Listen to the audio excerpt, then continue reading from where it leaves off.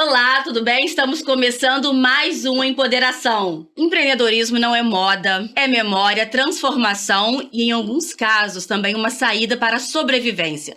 Hoje no Empoderação, nós vamos falar sobre o empreendedorismo e como muitos negócios, movimentam comunidades, territórios e também vidas. Nós vamos debater sobre esse empreendedorismo. Ele é por oportunidade ou por necessidade?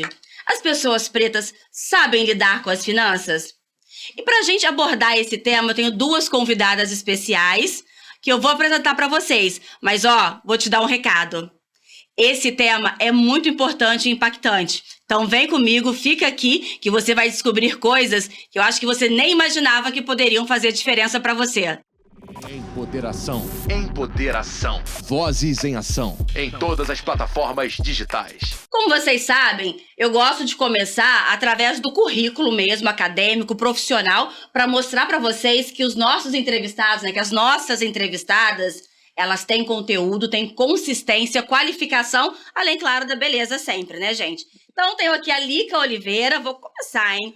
A Lica, ela é jornalista, tem graduação em comunicação social pela Estácio de Sá, licenciatura em educação física, fez cursos de atores e atrizes na oficina de atores da TV Globo, mas ela também tem uma história muito relevante como atleta. A Lica, ou Eliane, como era conhecida nas quadras, dedicou 10 anos à seleção brasileira feminina de vôlei, participando aí de 2 edições dos Jogos Olímpicos. Seja muito bem-vinda. Obrigada. Eu agradeço demais esse convite. Foi quase uma convocação, exatamente, né? E exatamente. É por aí. E aceitei de imediato. Obrigada, Gabi. Sucesso. Obrigada. Para nós, porque o tema é muito importante, Sim. né? E aqui acompanhando, Suzy, disse que é o primeiro podcast que ela participa. Ela é palestrante de carreira, possui MBA em Gestão de Recursos Humanos pela PUC. Isso. É uma mulher negra especialista em investimentos e gestão de pessoas com mais de 12 anos de experiência no mercado financeiro. Então, vamos aproveitar para ter aqui mentoria, para ter mentoria de graça. Eu e a Lica já estamos aqui, né? Seja muito bem-vinda, Suzy. Obrigada, é realmente meu primeiro podcast, estou muito feliz de estar aqui compartilhando, um pouquinho da minha jornada.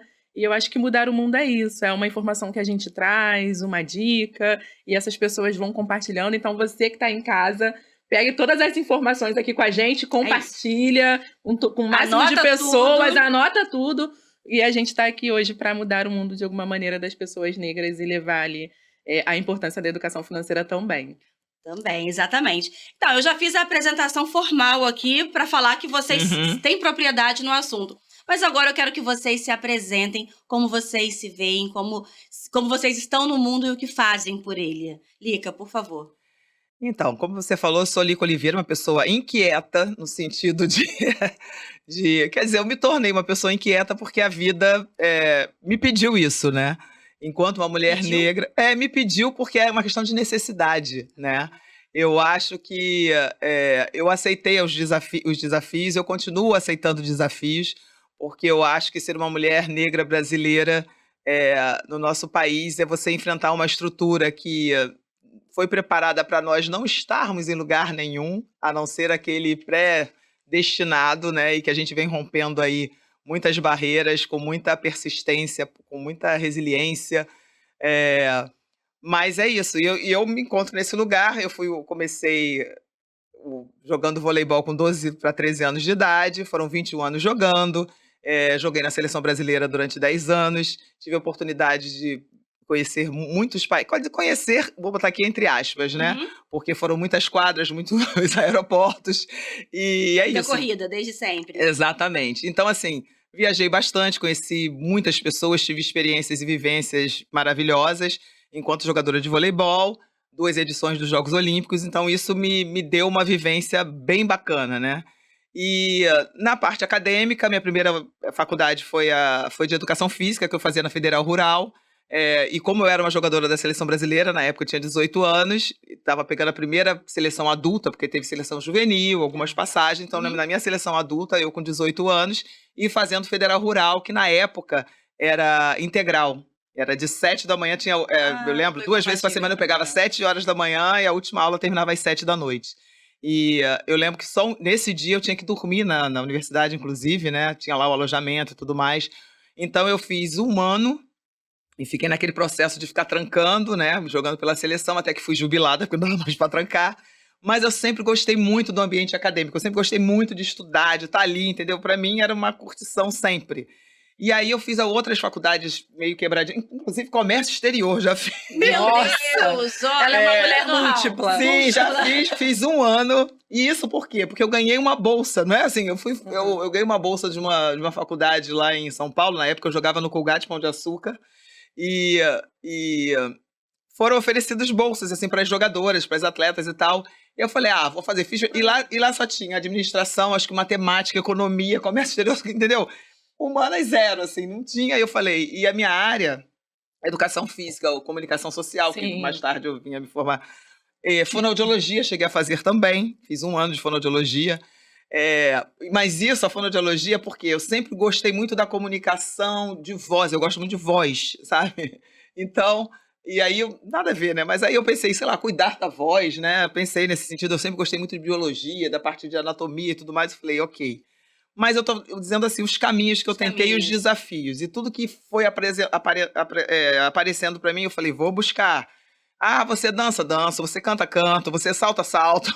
Só não sou muito dos esportes radicais. De resto, tô aí. Mas fez bonito no voleibol. Voleibol fez, coisa radical, sei lá, paraquedas, sei lá, muitas coisas assim, não faço não. Mas aí veio a comunicação social, me apaixonei foi uma faculdade que eu adorei fazer, adorei fazer, curti demais.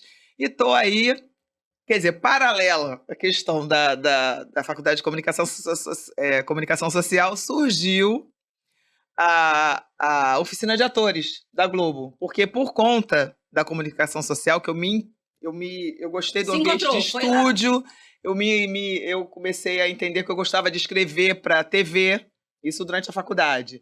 E aí eu fiz estágio no núcleo de comunicação da faculdade, que tinha um núcleo muito legal lá, tinha estúdios, e ali eu comecei os meus primeiros programas na Faculdade Estácio, lá na Barra. E acho que minha turma acho que foi a primeira turma de comunicação lá dessa unidade. Uhum. E aí, nesse meio tempo, eu falei, eu vou buscar o teatro, porque assim, eu tinha essa referência enquanto atleta de alto rendimento, participei de vários programas esportivos como entrevistada. E aí eu achava que eu tinha que ter uma outra postura para ter essa coisa, né, Gabi? De entrevistar e ter essa paciência de ouvir o outro, porque é isso, né? E aí eu busquei o teatro, que eu também tinha um fascínio pela interpretação e tudo mais. Busquei um grupo de teatro amador, comecei a participar. Nesse meio tempo, vou à Globo fazer uma pesquisa para a faculdade. Tá. Era um trabalho de comunicação. A gente aqui imaginando, né? Um teste. De comunicação comparada, fazendo já o meu teatro. E lá, uma produtora de elenco passou por mim e tal, achou que eu estivesse indo para recursos artísticos. Eu lá fiz a pesquisa e tal. Ela pediu para me acharem lá na emissora. Me acharam, falou, depois quando você terminar a pesquisa, passa lá no recursos artísticos. Eu passei, conversei e tal com ela. Eu falei, eu tô fazendo teatro amador e tal, mas é isso. Você não quer fazer aqui um teste, deixar pra gente um teste para cadastro? Fiz um teste para cadastro. Não tinha experiência com câmera, nada. E nesse meio tempo, passou 2 meses depois, eu recebi uma ligação que eu teria uma oficina de atores que eu tinha sido selecionada. Isso sem foi, pretensão nenhuma, né? Foi isso lá fazer foi um trabalho, trabalho, acho que 96, 97, e aí lá foi. E aí eu vivo nesse de lá pra cá. São o quê? 22 anos? 20 e poucos anos. 20 e poucos anos. Entre a comunicação... 21 anos. Suzy. Exatamente. 21. E aí eu fico transitando. É teatro, é cinema, é televisão, é jornalismo, e é radioatriz. Então né? Mas eu adoro o mundo da comunicação, o mundo das artes, ele sempre me fascinou. E é isso. Eu sou essa. Inquieta. Sou essa. Eu acho jornalista. Mãe. Ainda tem por aí. Ainda é mãe. É. E agora, quem é Suzy Alves? Suzana ou Suzy, né? Como preferirem. Porque deixa eu me consertar aqui. Não, mas é Suzy. É Suzy? É Suzy, mas é porque é Suzy de Suzana, né? Aham. Então, para falar de onde vem esse Suzy. E o que é interessante, né? Eu estava até compartilhando ali com ela de fora a minha história. Eu sou uma mulher negra, de origem periférica, nascida e criada na comunidade da Rocinha, com muito orgulho, que me tornei mãe aos 16 anos, muito cedo, né? Então, a minha estrutura familiar, a minha base familiar é uma base bem abalada de referências, principalmente de desenvolvimento. A minha mãe, né, ela faleceu recentemente, mas ela sofria de alcoolismo, então era sempre um ambiente, né, desafiador. E o meu pai, ele tinha 2 famílias, e aí ele optou por ficar com uma família lá do Ceará, enfim. Eu conheci os meus irmãos, né, depois de grande, eu tinha uma irmã aqui, mas eu assumi a gestão da minha família muito cedo ali. Me separei do pai da minha primeira filha, né, aos 4 anos dela. Então, fui mãe solo por muito tempo, mas depois eu conheci o Leandro, meu atual esposo, e a gente está junto há aproximadamente 12 anos. E eu já sou mãe, então, da Stephanie, que tem 3, e da Sara, que tem 21. Então, nesse meio tempo, se passaram aí 21 anos. Com muito esforço e muita dedicação, fui bolsista na PUC. Venho de uma realidade muito diferente de base, né, escolar, mas consegui tirar 10 na monografia, falando de liderança feminina com muito esforço e dedicação. Voltei para a PUC e fiz o meu MBA em gestão de pessoas, porque fui, ao longo da minha jornada, identificando essa facilidade em lidar com pessoas. E naquela época eu queria muito, né, trabalhar em um banco, trabalhar no mercado financeiro. Por quê? Eu estava explicando para ela que, como eu fazia o banco das empresas que eu trabalhava, eu trabalhei primeiro no mercado, na Rocinha, que foi uma escola, foi uma experiência.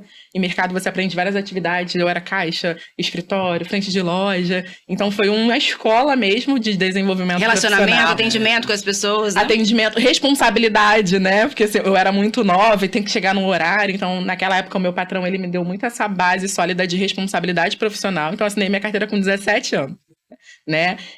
Muito nova. E, então, foi uma escola. Depois, eu trabalhei no Sérgio Francão, um laboratório. Então, aprendi a lidar com pessoas idosas, com fome, tratando, né, alguma situação. E aí, eu me apaixonei por esse universo de lidar com pessoas. E eu ia fazer o banco dessas empresas que eu trabalhava. E eu via que, naquela época, você entrava dentro de um banco, eram muitas caixas, né, caixas ali operando. É bem diferente. Bem diferente da realidade que eu vinha. E as pessoas digitavam rápido, aquele barulho, muito cordão, brinco, postura, empoderamento. E eu falava, eu quero... Sim. Isso foi a minha primeira referência. Então, acho que a gente vem de um lugar onde nós temos, né, as pessoas negras, principalmente as mulheres negras, que temos poucas referências. E essa foi a minha primeira referência de ser uma pessoa chique, empoderada. E eu comecei, naquela época não tinha LinkedIn, e eu comecei a entregar currículo de banco em banco e tive a oportunidade. E aí consegui a oportunidade. Entrei como estagiária, depois virei caixa, coordenadora, fui crescendo, me desenvolvendo, sempre muito múltipla, desenrolada, né, ali com as habilidades. E sabendo lidar com as pessoas, né, com mais variado tipo de público. Sabendo lidar ali com as pessoas, né, com essa minha facilidade de lidar com as pessoas. E aí, hoje, né, então passei por todos os cargos de gerência, hoje eu atuo no maior banco da América Latina. Eu treino e desenvolvo, né, todo o time de alta renda para atender os nossos clientes. Estava contando para ela, já realizei alguns sonhos, então saí, né, da comunidade, saí de morar, porque eu vivo lá, né, levando ali... a origem é lá, a gente tudo que eu aprendi e desenvolvi, eu levo ali para o máximo de pessoas possíveis. Consegui realizar alguns sonhos, então eu fui pra Disney, queria abraçar o Mickey. Meu negócio não era as princesas, porque a gente vem de um lugar, a mulher negra não tem princesa pra ter. Hoje tem. Naquela época não tinha, né? Mas meu negócio era o Mickey, consegui abraçar o Mickey. Sou fã da Beyoncé, eu acho importante falar isso, porque a Beyoncé, ela entra na minha vida lá, né, pros anos 2000, muito desse empoderamento de ouvir, você não merece isso, pegue suas coisas e vá embora. Você é mais, você pode. Então, a minha relação com a Beyoncé vem dessa inspiração, desse lugar de mulher negra que cantava e aquilo entrava dentro da minha alma. E eu comecei a ver também que eu podia mais, que eu não precisava estar em alguns lugares, né, que não me faziam mais tão bem. Então, tá nesse show que eu fui em 2023 lá em Miami foi, assim, a maior realização da minha vida, né? Ela tá na minha monografia, que eu tirei 10, então eu consegui incluir ela ali como inspiração de liderança. Então é importante falar que não é só a questão da música. dessa figura mesmo, dessa mulher que canta e você consegue se desenvolver. Então hoje, estou aqui para compartilhar, né? Ao longo da minha jornada também, muitos cursos, muitas oportunidades criadas, como ela falou, às vezes a gente vai para aquilo que tem oportunidade, que apareceu, isso. né? Aquelas que eu não tive, eu fui criando, né? De uma maneira muito tranquila, muito assertiva, mas sempre ali voltando para esse desenvolvimento da educação, do desenvolvimento como um todo. E hoje eu estou aqui compartilhando e também sou especialista de investimentos e voltei também para a universidade para fazer um curso de especialista em diversidade e inclusão, para aprender a lidar, né, com as questões, principalmente com duas mulheres negras, né, dentro de casa, com duas meninas negras dentro de casa. E também para me empoderar de saber que todos os lugares são os nossos lugares. São nossos lugares, que exatamente. A gente não escuta muito isso, né? Pelo contrário, a gente tem medo às vezes, né? Eu tenho medo de entrar em alguns lugares. Não, e é aquela história, tá com medo, vai com medo mesmo. Vai com né? medo mesmo, tem que ser. Exato, Você tem que arriscar. Então, eu vou introduzir o tema aqui sobre empreendedorismo, trazendo um dado do Sebrae, que, de acordo com o levantamento deles, 49% dos empreendedores no Brasil são negros. E entre as mulheres pretas e pardas, muitas começam a empreender como estratégia de sobrevivência. Mas mesmo sendo aí a base da economia criativa, enfrentam falta de acesso a crédito, redes e educação financeira, que era o que a gente estava abordando aqui. Além disso, também as mulheres têm muitas das vezes a dificuldade de tempo, né? Porque tem que conciliar o trabalho, o empreendedorismo com casa, família, enfim, às vezes não consegue estudar. Esse é o tema através de dados que justificam aqui o nosso papo. E já diz que empreendedorismo, principalmente feminino, é por necessidade. Eu queria começar com essa pergunta para a Lica, que também já teve uma experiência, né, sobre empreendedorismo, e você aproveita as oportunidades. Na sua visão, Lica, o empreendedorismo, ele é uma fonte literalmente de sobrevivência para as pessoas, ou é uma oportunidade mesmo, ou a gente faz acontecer? Eu acho que a gente faz acontecer por conta das circunstâncias, né? Eu tento empreender, eu acho, como você falou. Eu tive uma experiência que, particularmente, a minha experiência não foi boa, não está sendo boa, que eu ainda estou num processo ainda para finalizar um empreendimento ou um negócio que eu iniciei em 2019, né? Não vou dar muitos detalhes, até porque eu estou em processo ainda de solução desse negócio, que eu não posso nem chamar de sociedade, porque na verdade ela nem aconteceu, né? É uma sociedade que não aconteceu, eu acho que vem muito por conta disso, porque inicialmente foi necessidade, porque eu tinha um pouquinho de uma verba, né? Fui convidada a entrar num negócio que inicialmente, agora nessa parte eu acho que eu não cheguei, não tive uma visão equivocada em relação ao tipo de negócio que seria montado, né? Tanto é que é uma coisa que eu digo até hoje, é uma coisa que dá certo, eu acredito que dê certo. O que não deu certo foi a questão da gestão, porque eu não concordava e não concordo com a forma com que o negócio está sendo, que foi gerido e que continua sendo, a administração não estava de acordo, então eu estou num processo de dissolução. Por quê? Pela minha falta de conhecimento, entrei no negócio sem capital de giro, entrei muito da questão. Aí, nisso, eu digo que é esse combo, né? De oportunidade, de necessidade, porque eu tinha um dinheirinho, eu falei, como fazer esse dinheirinho se transformar? Porém, eu não tive uma orientação financeira, não tínhamos capital de giro, tínhamos uma ideia muito boa, por sinal, a ideia era muito boa, continua sendo. Porém, ela precisa de todo esse embasamento que a gente conversou já. Né? Exatamente. Estratégia zero, sabe? Então, hoje eu venho há 2 anos assim, já adoeci, já melhorei, já fui para terapia, já levei, porque isso é extremamente... Porque assim, associar o empreendedorismo à liberdade, isso infelizmente, eu vou dizer que é quase utópico, né? Porque a questão de empreender, mulheres negras, principalmente, quando a gente... eu estava lendo assim o tema, né? Que é histórico, porque a gente vem lá já das escravas de ganhos, os escravizados de ganho, entendeu? Das mulheres que precisavam trabalhar e se reinventar para mais tarde tentar pagar, quem sabe, a sua alforria ou da sua família, né? Então isso começava, eram as escravizadas de ganho. elas saíam para vender quitutes. E outra coisa, não é que o senhor de escravo, olha, você vai estar aqui, você vai vender, Teu sei lá, dinheirinho bolinho, ou você vai, sei lá, vai cortar o cabelo na praça. que Não, dava. você vai pra rua e se vira, entendeu? Você tem que voltar com o dinheiro e deixar, sei lá, a maior parte aqui comigo. E vai juntando e, sei lá, ad eterno, porque não chegava Quando nunca. conseguia também, Quando às conseguia. vezes, ter algum recurso, quando não morria antes, quando não perdia o dinheiro, enfim, várias possibilidades, exatamente. né? Então, assim, isso é histórico, essa questão da Sim, gente, sim. da questão de se virar para conseguir, sobreviver. para sobreviver. E às vezes você não tem nada para fazer, o que vai fazer? Ah, sei lá, eu vou vender bolinho, vou, sei lá, vou costurar. A pessoa tem que se reinventar por questão de sobrevivência. Uhum. E no meu caso, assim, não é, assim, eu estava tanto logo em seguida eu resolvi empreender. No mês seguinte apareceu um convite de trabalho, né, que no caso é a rádio que eu tô até hoje. Uhum. Mas assim, veio um mês depois que eu tomei a decisão de pegar o dinheiro e colocar nesse negócio. Só que assim, estou sofrendo as consequências de estar totalmente despreparada.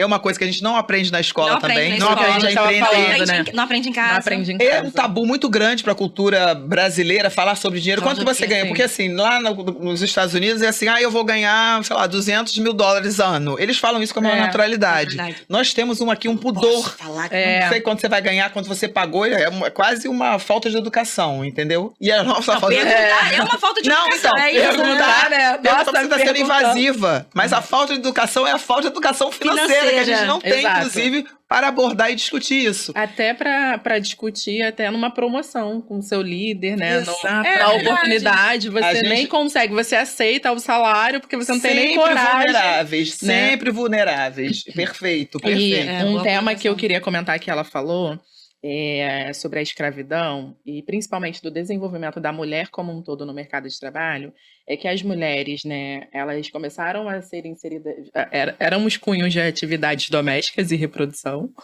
e aí começamos a ser inseridas no mercado de trabalho ali no pós-guerra, quando os homens não voltavam, né, que eles que sustentavam suas famílias.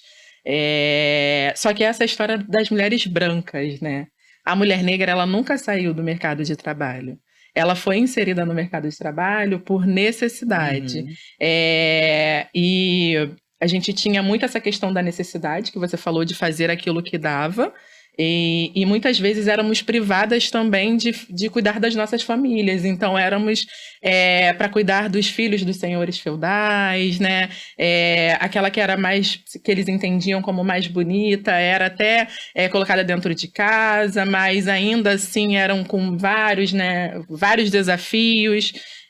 Então, quando a gente fala do desenvolvimento da mulher, esse recorte, e por que a gente é muito importante parar para falar sobre isso, né? Porque estamos aqui.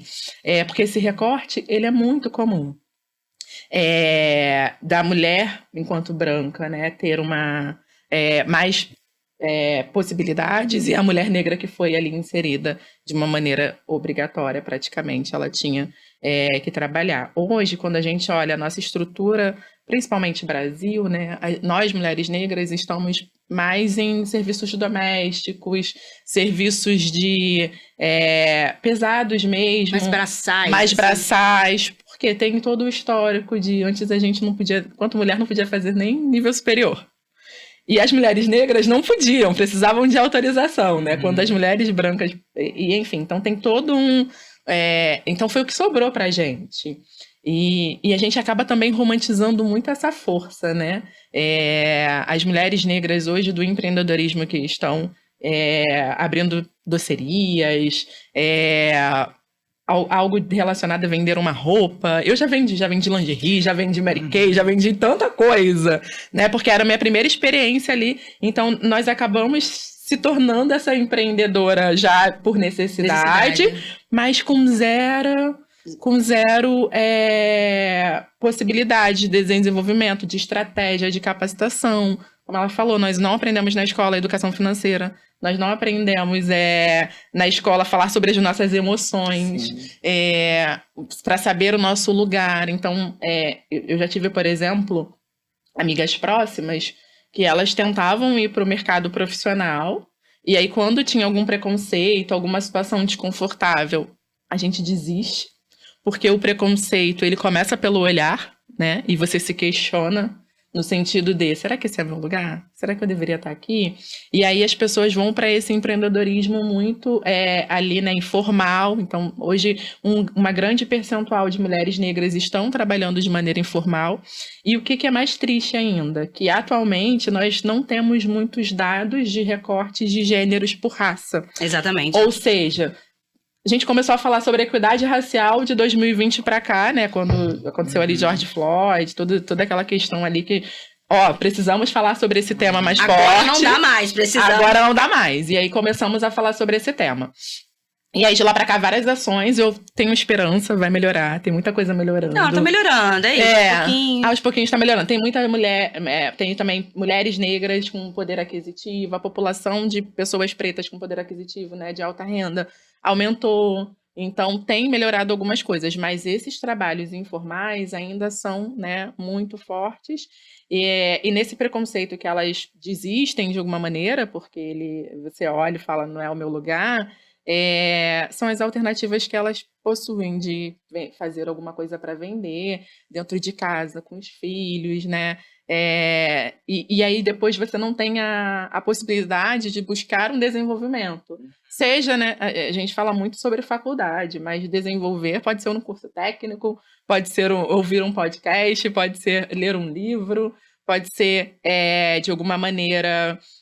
parar para trocar ideia com alguém que tenha uma experiência, só que isso nem chega nessas mulheres, essas possibilidades. Você não precisa ir para a faculdade, né? A gente aprendeu que faculdade, principalmente quanto mulher negra, é muito distante. Quando você olha nessa estrutura de educação, as mulheres, a gente tem ali, né, o percentual de mulheres em maiorias nas universidades, as mulheres negras são maiorias também do que os homens, mas quando você fala de renda, a nossa renda é muito desproporcional. Então, homens brancos e mulheres brancas e homens negros ainda ganham mais do que mulheres negras. Então, você não tem nem esse tempo. Fez o bolo, entregou. Gostou, ficou lindo, postou. Fez isso, fez aquilo, entregou. Fiz uma roupa... Arrumou a criança, levou pra escola. Aí fez o almoço, fez a janta. Aí já olha no WhatsApp, tem uma mensagem para você fazer mais um trabalho. Nossa, eu vou ganhar o dinheiro. Então, a gente vai focando muito ali na necessidade de comprar para vender, e essas possibilidades de desenvolvimento não chega, né? E isso faz muita diferença, porque eu tava conversando, né, com ela sobre não termos educação financeira e nos tornarmos adultos endividados, né? E ter educação financeira e desenvolver, também a gente parte de um lugar que é muito dinheiro, é muita coisa, não. Pode ser R$10 por mês. É mais o hábito, a rotina. É claro que tem pessoas que não conseguem nem sobreviver e claro que não vai conseguir guardar R$10 ou R$50 por mês. Mas se der, se você conseguir colocar ali, de repente, como negociável, eu acho que ainda falta muito dessa cultura, né, do desenvolvimento. A questão do planejamento, né? Planejamento financeiro é uma coisa que não entra e a gente não sabe nem como começar, né? Mas é possível que quando você fala com um especialista, ele vai mostrando que, na verdade, você faz aquilo ali. É uma questão de uma técnica que a gente não tem. E em relação à questão da mulher negra, aquela coisa que troca o pneu do carro com o carro andando, que eu acho que é muito essa metáfora. É o nosso dia a dia. Diz muito sobre a gente. Ontem eu assisti a uma peça, Irmãs, muito boa, estreou ontem até, vale a pena ficar em cartaz muito mais tempo aí para vocês assistirem. E tem um certo momento que ela fala... Uma das atrizes fala assim, porque agora a gente precisa descansar. Porque esse descansar, essa conotação é a seguinte, porque enquanto as mulheres brancas estavam fazendo a sua revolução pelo voto, queimando sutiã e tudo mais, as mulheres negras estavam cuidando dos filhos dessas mulheres, estavam fazendo coisas para essas mulheres saírem, entendeu? Porque na verdade elas estão na luta também, mas é aquela luta... Sim. Silenciosa, entre aspas, atrás, né? Exatamente. E essas mulheres as mulheres negras sempre nessa retaguarda e lutando também. Aquela luta silenciosa, porque não parece que, porque agora tudo é assim, Não, essa luta vem de muito, mas de muito tempo, entendeu? Só que assim, na hora da foto, a gente não estava lá. Na verdade, a gente está o tempo inteiro sustentando todas as revoluções, por isso que tem um recorte no feminismo, Sim. Esse feminismo negro, é importante falar, porque não abarcava, o feminismo por si só não abarcava as demandas das mulheres negras, né? As demandas ficavam ali muito aquém, porque é isso, a gente não está parando, a gente não tem tempo, o que você falou. Ok, agora eu vou parar, não, Você vai parar, você vai estudar, mas você vai cuidar do filho, você vai fazer isso. São zilhões, são muitas demandas e talvez seja um estudo de casos também, né? Exato.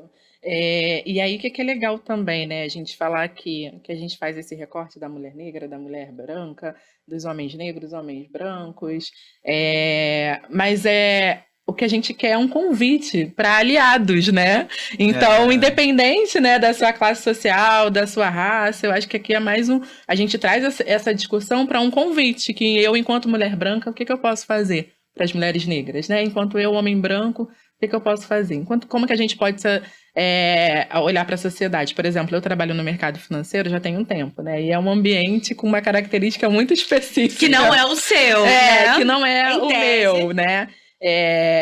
E como que a gente convida essas pessoas para olhar, fazer o teste do pescoço, né?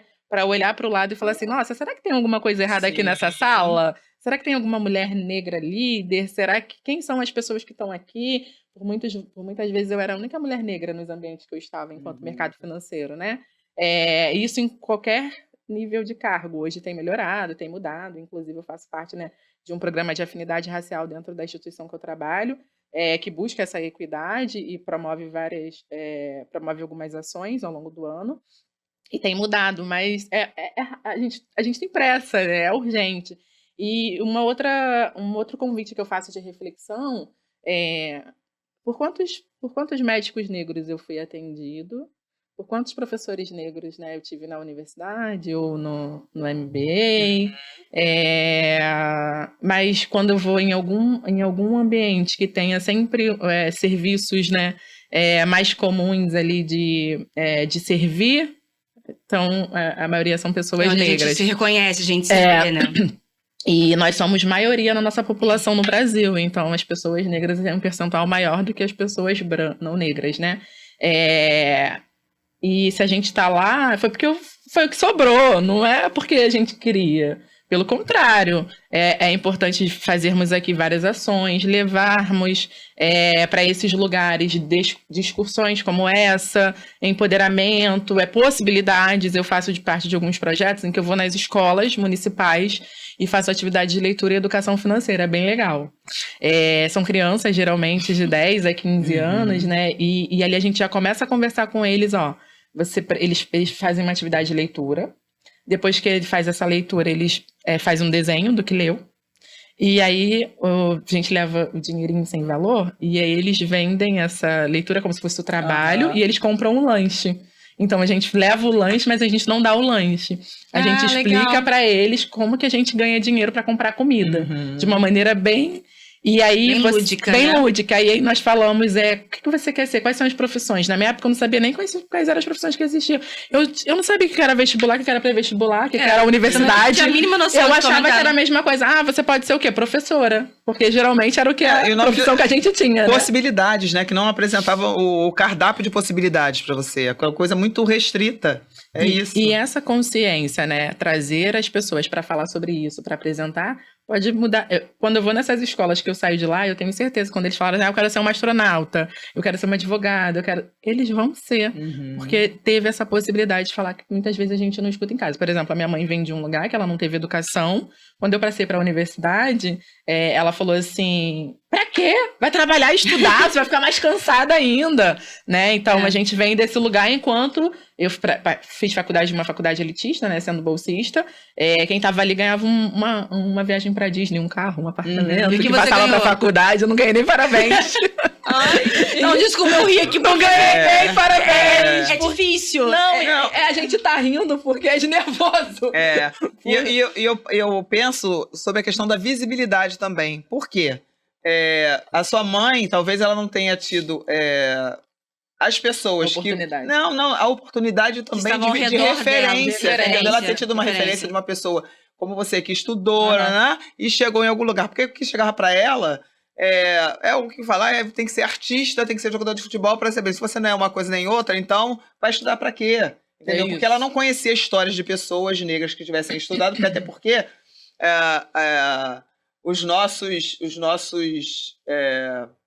as nossas referências foram embranquecidas ao longo do tempo, né? Então foi descobrir há 15 anos que, sei lá, Machado de Assis foi embranquecido, né? Então, várias lideranças. André Rebouças, os irmãos Rebouças, a gente não sabia essas histórias. Não tinha noção, entendeu? né? Isso é muito recente também. Então, essa questão da representatividade é super importante. Ao mesmo tempo também que eu li, acho que é uma fala do Ney Lopes, do Ney Lopes, que fala sobre que hoje em dia as grandes empresas, não é que elas estão pensando, ok, é importante a diversidade, mas entender que isso é investimento. Investimento. Gera Isso é retorno. Gera dinheiro. Isso é retorno. Gera O dinheiro está ali. Já é passada a hora da sociedade brasileira se enxergar, se ver e se consumir. A questão do black money, Black money. que a gente Que é tem. recente também, É muito né? recente toda essa história. E, Os debates são recentes. mas então, isso é uma coisa que vem de longe agora. Os intelectuais, as pessoas, os poderosos que têm acesso a toda essa informação, vai vendo a movimentação do mundo para onde está caminhando. Então, quando chega e que o Brasil começa a fazer também, porque hoje em dia é tudo mais rápido, que a gente tem um poderzinho aqui que Tá aqui na a palma da mão o informação celular, é tudo né? muito rápido. Então, assim, é para ontem. Entendeu? Então, a questão, porque tem mais negros na TV, tem porque as pessoas precisam e querem consumir aquilo que elas estão vendo. Elas estão, essa tomada de consciência fez o mercado, peraí. Porque até então, hoje eu achei maravilhoso que você está num cargo de comando, né, dentro da sua empresa, que é uma empresa gigante, e tratando dessa questão da equidade, né, da diversidade. Isso é importante, porque até então, pessoas brancas ocupavam esse cargo de liderança. Porque eu já sentei com uma pessoa que tinha o cargo de uma pessoa branca, uma mulher branca, ok, era mulher, mas era uma mulher branca.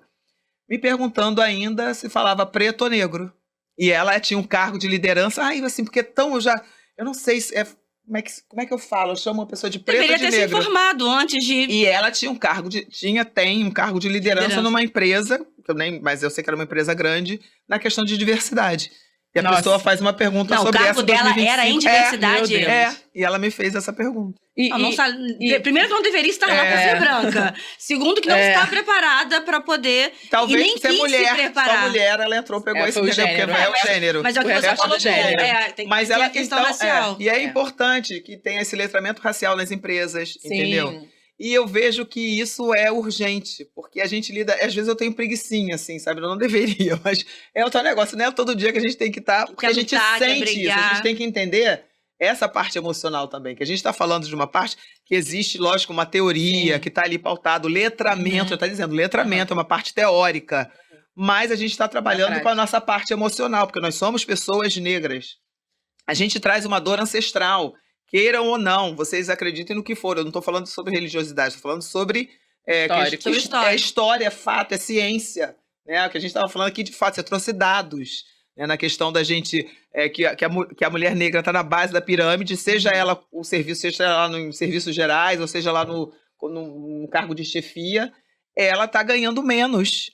E quiçá 70%. Exato. Porque acho que um dado que eu li também, quando eu li algumas coisas para a gente fazer esse bate-papo, acho que de 2019, a média salarial de uma pessoa negra, de uma mulher negra, acho que era 1.660, era o salário médio, enquanto uma mulher branca era 2.880, sabe? Então, assim, sei lá, faça a sua conta aí, 60, mais de 60%. Isso é gritante. E aí, como é que você faz para criar uma classe média negra? Entendeu?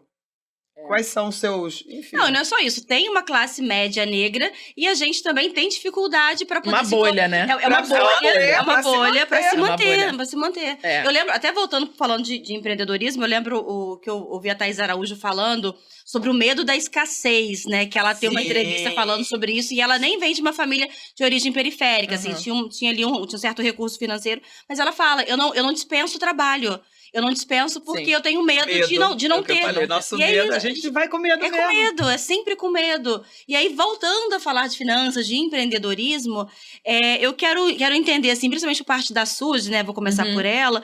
O que falta na educação financeira, principalmente, né, de quem está empreendendo? O que falta para que essas pessoas aprendam a lidar com o dinheiro e possam ali multiplicar, se for possível, né, aquilo que elas conseguem através do trabalho, através do empreendedorismo, de muita luta e sacrifício? Eu acho que, primeiramente, tem muito uma questão mental. Vou te dar um exemplo. Os investidores do nosso país, eles são divididos em alguns perfis, né? Tem dados que mostram isso. Tem aquela pessoa que ela tem um poder aquisitivo e ela não se identifica naquele lugar. Por exemplo, já ouviram? Você sabe que a pessoa tem dinheiro, ela fala, eu não sou rico. A pessoa tem milhões, mas fala, eu não sou rico. Porque ela tem essa necessidade de cada vez ter mais, guardar mais, e ela não se vê nesse lugar. Tem uma parte da nossa população que eram pessoas ricas e que perderam suas riquezas, né? Por algum motivo, por um negócio que não deu certo, por alguma coisa. Essas pessoas que perderam suas riquezas, elas não abaixam o seu padrão. Então, ela continua com uma mentalidade de pessoa rica. Então, ela quer uma viagem por ano, ela quer, embora a sua renda, né, o seu perfil ali não se enquadra mais no ambiente que ela está inserido, mas ela quer manter esse padrão. E tem as pessoas ricas que têm muito dinheiro e que não gastam dinheiro. Por quê? Porque elas querem guardar. Então, ao invés de viajar, curtir, ter o dinheiro ali para se desenvolver, guarda e não usufrui. Às vezes até mora num lugar muito pequeno, né? E teria muito dinheiro para se desenvolver. E tem uma outra parte da nossa população que tem até um poder aquisitivo, mas ela não se vê lá por falta de referência. Então, por exemplo, quando você fala com esses serviços, né, essenciais em comunidades como unha, cabelo, vender roupa, geralmente você ganha bastante dinheiro, né? Porque você está ali fazendo dinheiro o tempo todo. Uma unha, por exemplo, eu coloco uma fibra, unha de fibra, né, de gel, 160, 180 reais, 170 reais por unha, né? Então, assim, então, se você pegar ali 10 pessoas por dia, você já está ali saindo com uma renda legal. Só que o que acontece? A gente acaba não tendo referências de como administrar esse dinheiro, mais por uma questão psicológica do que antes de conhecimento mesmo. Por exemplo, já teve em situações, quando eu fui para a Disney, eu fui, né, com finanças, juntei dinheiro muito tempo e tal, e fui. E aí teve pessoas que eu conhecia, que moravam em comunidade, e que falou para mim assim, Su, você é rica, foi pra Disney, não sei o que. Não, gente, eu não sou rica, eu só priorizo outras coisas, né? Só que essa pessoa, ela tinha uma TV de 75 polegadas dentro de casa, um sofá imenso, aquela casa, e que talvez gastou muito mais dinheiro do que eu indo, né, pra Disney. Hoje não, mas no dólar, quando eu fui, que tava mais barato. Então, acho que antes de tudo é muito mais essa questão emocional das referências que a gente não tem, do ambiente que a gente está inserido, do que qualquer outra coisa. E aí também da facilidade, por exemplo, geralmente quando você empreende, né, numa comunidade, quando você é mulher negra e precisa ali empreender, você geralmente compra as coisas ali por facilidade, e às vezes é mais caro. Então, se você fosse comprar em outro lugar, talvez seria mais barato. Então, falta muito esse conhecimento estratégico, né? E às vezes perceber, porque aí você, de repente, ganha bastante dinheiro, mas você nem se vê nesse lugar. Às vezes, uma pessoa que mora numa comunidade que tem, de repente, né, uma geladeira de 5 mil, uma televisão de 7, essa pessoa, ela tem um poder aquisitivo, às vezes, maior do que aquela pessoa que perdeu o dinheiro e ainda não se identifica, e não percebeu que perdeu o dinheiro. Que teve uma regressão. Mas por uma questão emocional do ambiente que ela está inserida, porque nós vivemos em bolhas sociais, isso é muito comum e a gente não consegue furar essa bolha, ela acha que ela não é rica, ou que ela não tem dinheiro, ou que ela não pode ser investidora, que ela não pode guardar nada, que o dinheiro dela, né, não vai sobrar, e aí ela vai ali por uma necessidade também comprando mais caro, porque não tem essa estratégia de buscar diminuir custo para aumentar o lucro, né? É uma conta muito simples, receita igual a lucro é igual a receita menos despesas, ou seja, o que eu recebo, né, do que eu vendi e quais foram, o que eu gastei. Isso é igual ao meu lucro.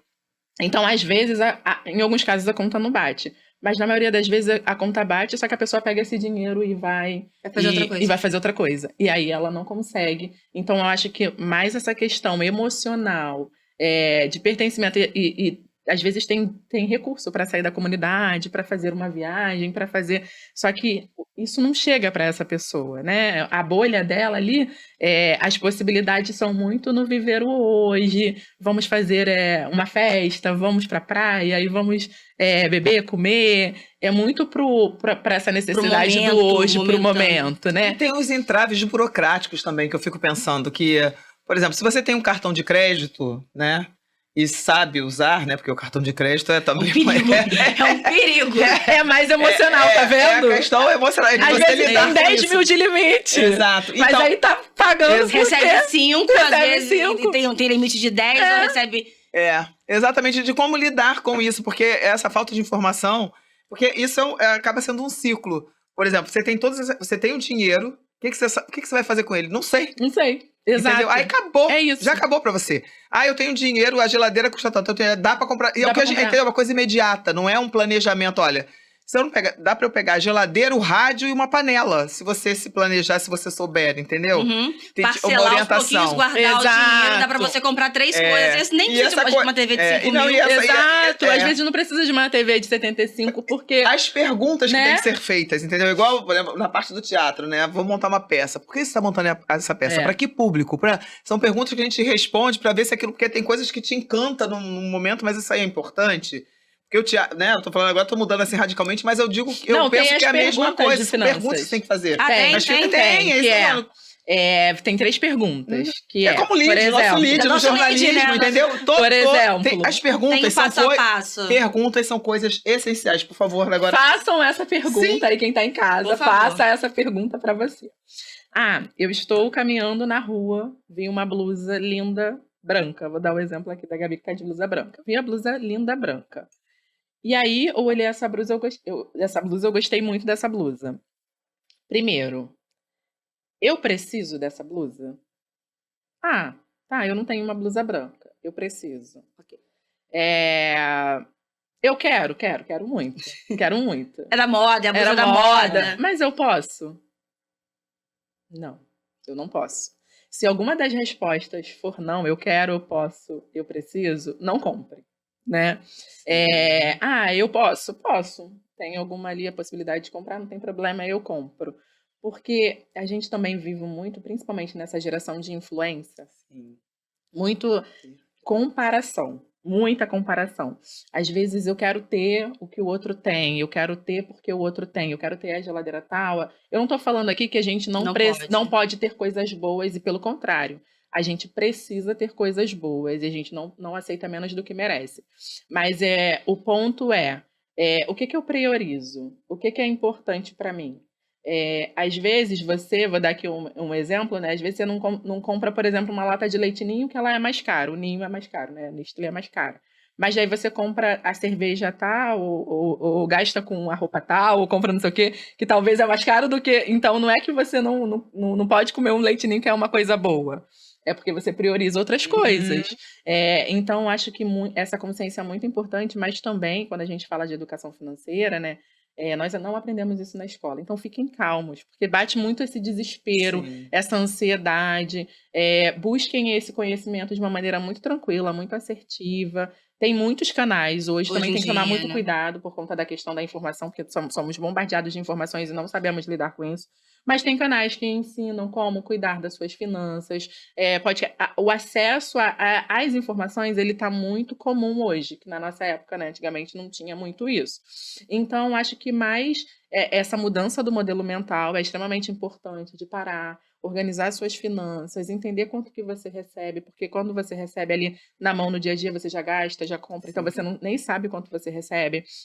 Entender quais são as suas despesas, tirar ali o que dá. Se não der, se não tiver lucro, né? Eu preciso aumentar a minha renda. Como que eu aumento a minha renda? Eu posso, de repente, fazer um outro serviço, buscar aqui uma outra alternativa de receita. Se não der para aumentar a minha renda, eu vou diminuir os meus custos. Então, se a minha conta de luz veio tanto, eu vou, de repente, economizar luz. Se esse mês eu gastei tanto com roupa, mês que vem eu vou gastar menos. Então, são estratégias iniciais que a gente pode começar a organizar na nossa cabeça para, de alguma maneira, começar a ver o dinheiro sobrando.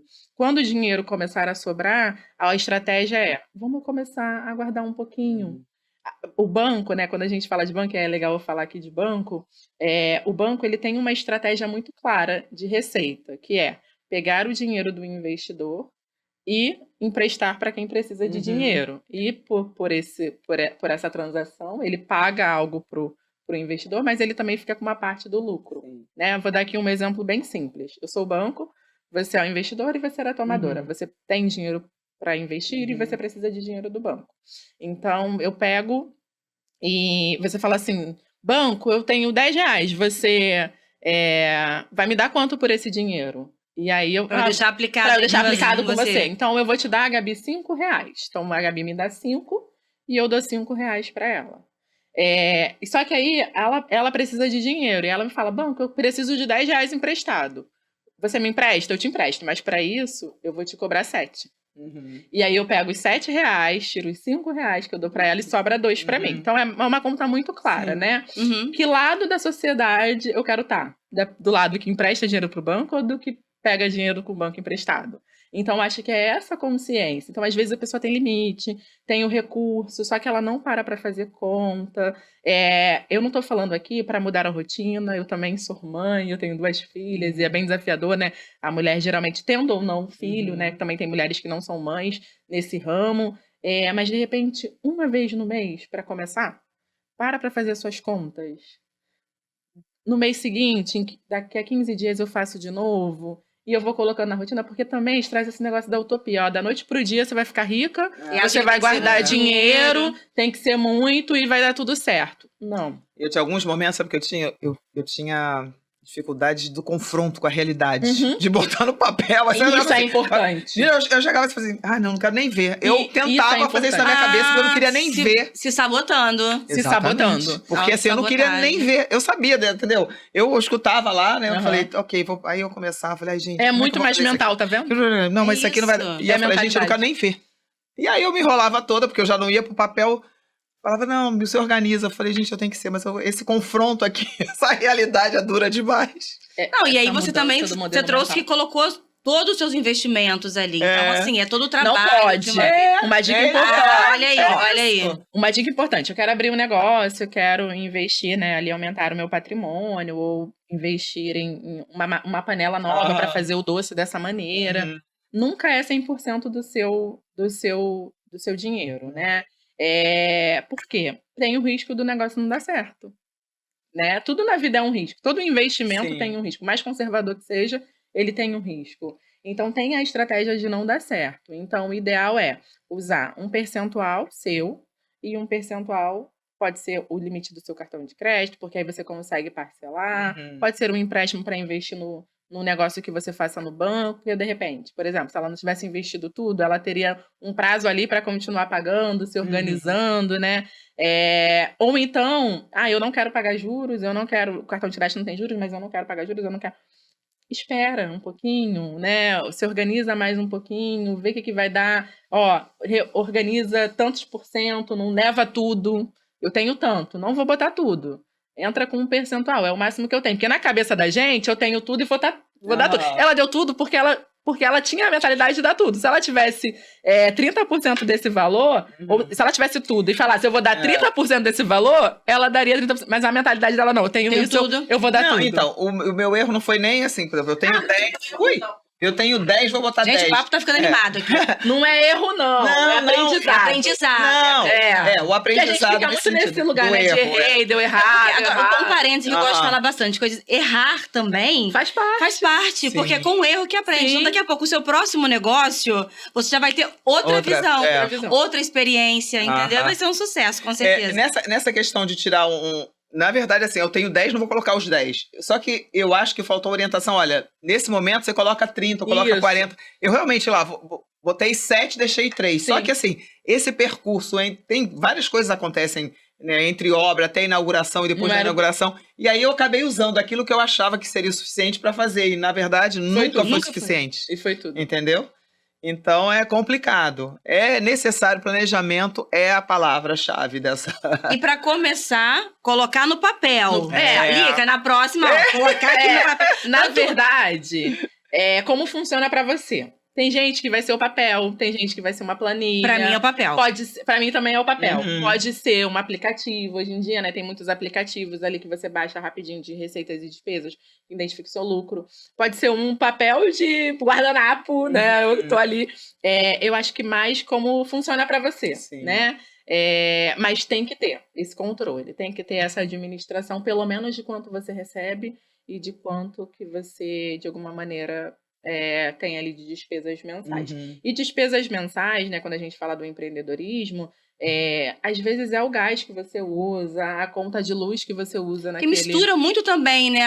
O que Os você usa dentro de custos. casa pra sua família com o que Custo você faz fixo. no Exato. Custo fixo. e- Exato, os Aham. custos fixos e os custos variáveis. Quais são os custos que eu tenho todo mês?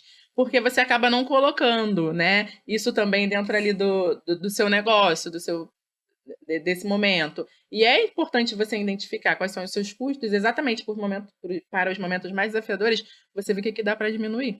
Se eu sei quais são todos os... então minha fatura de cartão está vindo esse mês, é aqui que eu preciso diminuir. O que eu posso tirar? Esse mês eu estou de alguma maneira aqui, gastei mais com essa coisa específica e sobrou. Comprei mais massa de bolo, vou dando um exemplo aqui, né, do empreendedorismo do bolo. Comprei mais massa de bolo, mas não precisa. Pro mês que vem, talvez tenha. Aí eu compro um monte achando na escassez. Sim.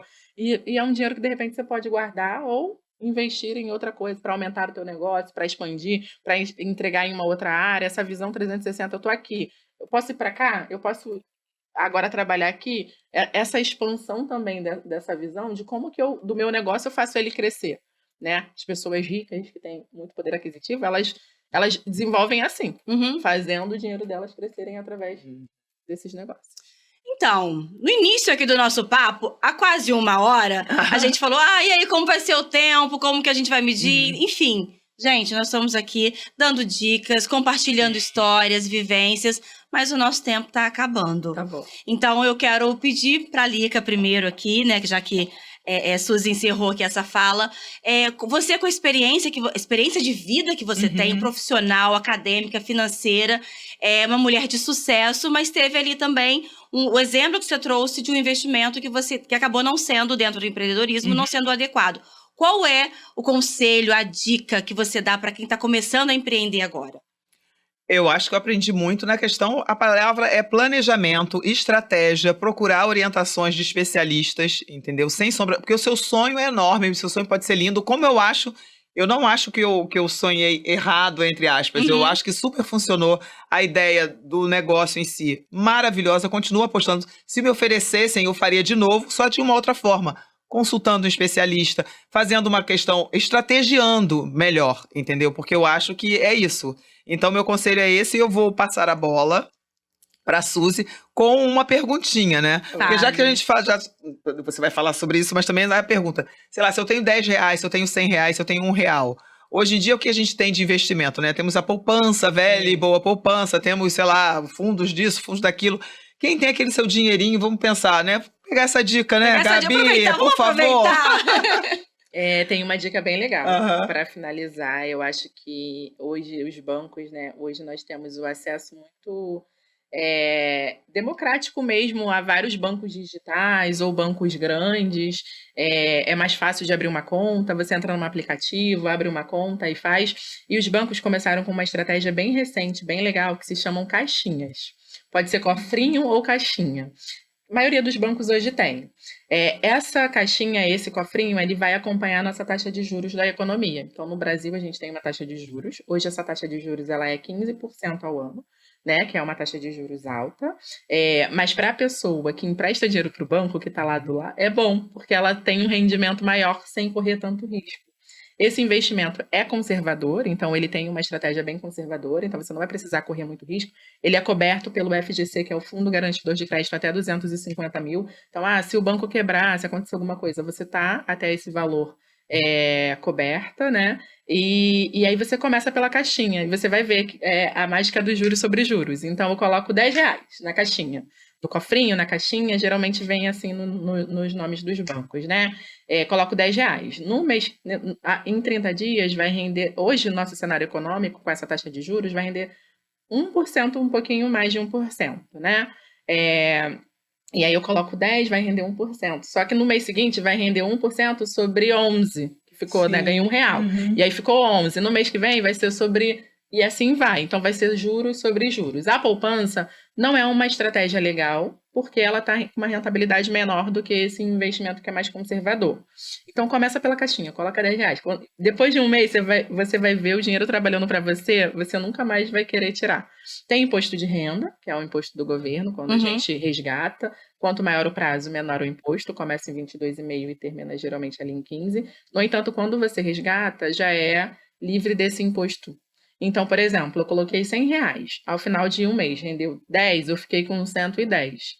O imposto de renda é sobre só os R$10. Os meus R$100 não vai ter. Tá. Então, ali eu vou ganhar 108, vamos botar assim, né? Se eu deixei muito tempo. 108, 107... R$7 é melhor do que zero. Sim, que Dentro de R$7 casa. hoje, R$7 mês que vem, entendeu? Então começa aos pouquinhos, com 10, 20, pra gente também trazer uma realidade, É o hábito, né? é o hábito. É a mudança É do um modelo bom mental. hábito. É isso. Bom, quero agradecer muito a vocês pela presença, pelo papo, pela consultoria aqui, pelo Não coach. Bem breve. Começa pelas caixinhas. Não, é isso. Eu vou começar a chegar no banco. Eu não sou patracinada por nenhum banco, chegar gente. no Eu trabalho banco. num, mas Como é que eu não sou. falo pra poder Não, aplicar no nessa- seu aplicativo, no aplicativo mesmo? geralmente Ah, tem. Mas tá. se for no banco, pede pra falar, eu quero Legal. da caixinha que rende juros do Brasil. Tá, jóia. Então é isso. Muito obrigada, Lica, pela sua participação. Eu adorei. Que ótimo. Adorei, já tô já. Não, e eu acho que é sempre esses encontros, né? Somente de nós, mulheres pretas, precisamos nos encontrar, conversar. E a gente tem muitos temas que nos atravessam. E isso é maravilhoso, e isso nos fortalece. Então, eu fico muito feliz. Eu sempre saio muito renovada dessas Que bom! coisas. Com ideia, Eu também. aposto. Eu também. Suzy, muito Agradeço. obrigada. Meu primeiro podcast, amei, É. quero mais. E estou muito grata mesmo. Eu acho que aqui a gente está mudando o mundo, né, das mulheres negras e isso é mais importante. Então, que as pessoas aprenderam aqui, que elas compartilhem Compartilha, pra gente claro. ter aí uma sociedade preta empoderada, né? Pretos no topo No e topo. com muito dinheiro no bolso. Que a sociedade brasileira como um todo cresce. Esse é o grande É lance. isso, A é ação isso. antirracista é isso, gente. isso. Entendeu? Também é dinheiro no bolso. dinheiro, Quem tem muito exato. dinheiro, é mais dinheiro. Não É tem problema, isso. mas é pra todo mundo. Para todos. Exatamente. Então tá, muito obrigada, meninas. E assim a gente encerra mais uma Empoderação. Agradeço muito pela sua presença, por acompanhar aqui com a gente. Ó, é caderninho, é aplicativo, é E planilha funcionar. do Excel. Meu marido adora a planilha do Excel. É isso. O importante é você colocar lá as suas finanças. E você que vende doce, não importa. Tem que ter um planejamento, tem que organizar. Tá com dúvida? Aciona aqui a Suzy pelas redes sociais, a Lica também. A Lica é super acessível, vai compartilhar com você um pouco mais da história, dar insights. Claro, eu também tô aqui à disposição, tá bom? O que importa é seguirmos juntas. Tchau, tchau!